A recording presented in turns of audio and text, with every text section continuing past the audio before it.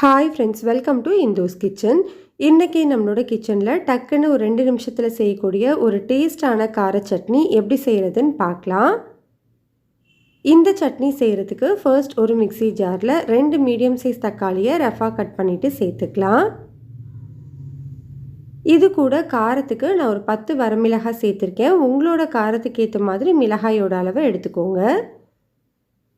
இப்போ இது கூட ஒரு 6 பல்லு பூண்டை தோலோடவே சேர்த்துக்கோங்க. இப்போ இதில் ஒரு சின்ன துண்டு புளி சேர்த்துக்கலாம். நம்ம தக்காளி சேர்த்துருக்கிறதுனால கொஞ்சமாக புளி சேர்த்தா போதும். இந்த சட்னிக்கு தேவையான அளவு உப்பு, ஒரு 1/2 டீஸ்பூன் அளவு கல்லுப்பு சேர்த்துட்டு இந்த சட்னியில் தண்ணி எதுவுமே சேர்க்காமல் நல்ல கெட்டியான ஸ்மூத்தான சட்னியாக அரைச்சி எடுத்துக்கோங்க. பாருங்கள், இந்த அளவுக்கு நல்லா கெட்டியாக ஸ்மூத்தாக இருக்கணும். இப்போ இதை ஒரு பவுலுக்கு மாற்றிக்கலாம். நீங்கள் பவுலுக்கு மாற்றும் போது மிக்ஸி ஜார் கழுவிட்டு தண்ணி எதுவுமே சேர்க்கக்கூடாது. தண்ணி சேர்த்திங்க அப்படின்னா டேஸ்ட் மாறிடும்.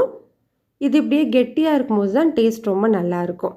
இப்போ இந்த சட்னியை தாளிக்கிறதுக்கு ஒரு சின்ன பேனில் 1 டேபிள் ஸ்பூன் எண்ணெய் சூடுபடுத்திட்டு 1/2 டீஸ்பூன் கடுகு, கொஞ்சமாக கருவேப்பிலை சேர்த்து தாளிச்சிட்டு மிக்ஸ் பண்ணிக்கலாம்.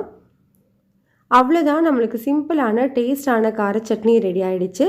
இந்த சட்னி இட்லி, தோசையோடு வச்சு சாப்பிடும்போது டேஸ்ட் ரொம்பவே நல்லாயிருக்கும். சப்பாத்தியோடவும் நல்லாயிருக்கும். கண்டிப்பாக ட்ரை பண்ணி பாருங்கள். இந்த ரெசிபி உங்களுக்கு பிடிச்சிருந்ததுன்னா லைக் பண்ணுங்கள், ஷேர் பண்ணுங்கள், கமெண்ட் பண்ணுங்கள். மறக்காமல் இந்துஸ் கிச்சனை சப்ஸ்கிரைப் பண்ணிவிட்டு பெல் பட்டனையும் கிளிக் பண்ணி ஆளுங்கிற பட்டனையும் கிளிக் பண்ணிக்கோங்க.